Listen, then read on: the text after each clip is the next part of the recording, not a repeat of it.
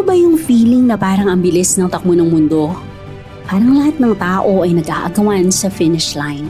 At ikaw, naiwan sa likod, hinihingal na at puno ng inggit. Huminto ka muna, huminga ka ng malalim. Kasi ang totoong karera ay hindi laban sa iba, kundi laban sa sarili mo. Yung makikita mong nagsusumikap, nagtatrabaho at lumalago, huwag mong hanapan ng mali. Huwag mong pagtuunan ng pansin ang kanilang mga kahinaan. Ang totoo, ang kanilang tagumpay ay hindi naman bawas sa'yo. Ang kanilang pag-angat ay hindi naman dahilan para bumagsak ka. Yun ay dahil sa pagsusumikap nilang mapalago ang sarili nila. Isipin mo to, nung sila'y nagsisimula pa lang, baka nga wala ka pang ginagawa. Pero ngayon, dahil nakikita mo ang pag-unlad nila, bigla kang nagmamadali, bigla kang nagpanik. Bigla mo ding hinanapan ng mali ang iba. Huwag mong hayaang diktahan ka ng takbo ng iba. Ang iyong sariling bilis ay sapat na. Ang tunay na tagumpay ay hindi ang pagkapanalo sa iba, kundi ang pagkapanalo sa sarili mong mga limitasyon. Ang pag-angat ay hindi isang sprint. Ito ay isang marathon. May mga panahon na mabagal ang takbo mo.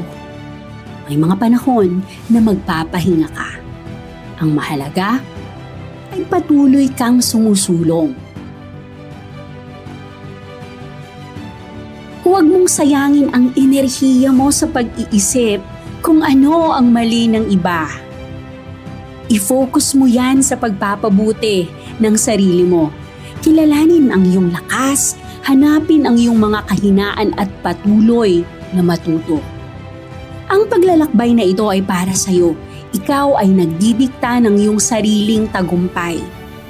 Kaya, magpatuloy ka lang. Huwag kang susuko. Ikaw ang kaya mo.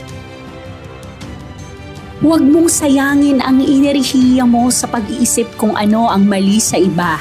I-focus mo yan sa pagpapabuti ng sarili mo. Kilalanin ang iyong mga lakas, hanapin ang iyong mga kahinaan at patuloy na matuto. Ang paglalakbay na ito ay para sa iyo. Ikaw ang nagdidikta ng iyong sariling tagumpay. Kaya tuloy lang, magpatuloy ka lang.